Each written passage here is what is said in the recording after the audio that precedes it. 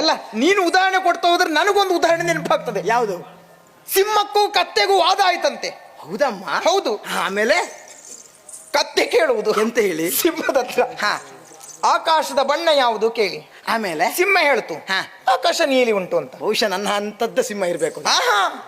ಇಲ್ಲ, ಆಕಾಶದ ಬಣ್ಣ ನೀಲಿ ಅಲ್ಲ, ಕಪ್ಪುಂಟು ಅಂತ ಹೇಳ್ತು ಕತ್ತೆ.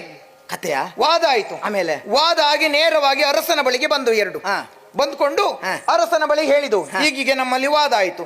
ಸಿಂಹ ಈ ರೀತಿ ಪ್ರಶ್ನೆ ಕೇಳಿದ ಕತ್ತೆ, ಆಕಾಶದ ಬಣ್ಣ ಯಾವುದು ಅಂತ. ನಾನು ನೀಲಿ ಅಂತ ಹೇಳಿದ್ರೆ ಅವ ಕಪ್ಪು ಅಂತಾನೆ ಅಂತ. ಭಟರನ್ನ ಕರೆದ, ಈ ಸಿಂಹವನ್ನ ಸೆರೆಗೆ ಹಾಕಿ ಅಂತ ಹೇಳ್ದ. ಎಂತ ಪರಿಸ್ಥಿತಿ ಬಂದಿದ್ದು. ಯಾಕೆ ಸಿಂಹವನ್ನ ಸೆರೆಗೆ ಹಾಕುದು? ಯಾಕೆ ಯಾಕೆ? ಈಗ ಸಿಂಹ ಸತ್ಯ ಹೇಳಿದ್ದಲ್ವಾ ನೀಲಿ ಬಣ್ಣ ಅಂತೇಳಿ. ಹೌದು. ಯಾಕೆ ಸೆರೆಗೆ ಹಾಕಿದ? ಯಾಕೆ ನೀವೇ ಹೇಳ್ಬೇಕು. ಅದು ಯಾಕೆ ಕತೆ ಹೇಳಿದ್ ನೀವೇ. ಅದು ಕೇಳ್ತು ಸಿಂಹ, ನಾನೇನ್ ತಪ್ಪು ಮಾಡಿದ್ದೇನೆ ದೊರೆಗಳೇ, ನನ್ನನ್ನ ಸೆರೆಗೆ ಹಾಕುವುದಕ್ಕೆ ಹೇಳಿದ್ರಲ್ಲ ಅಂತ.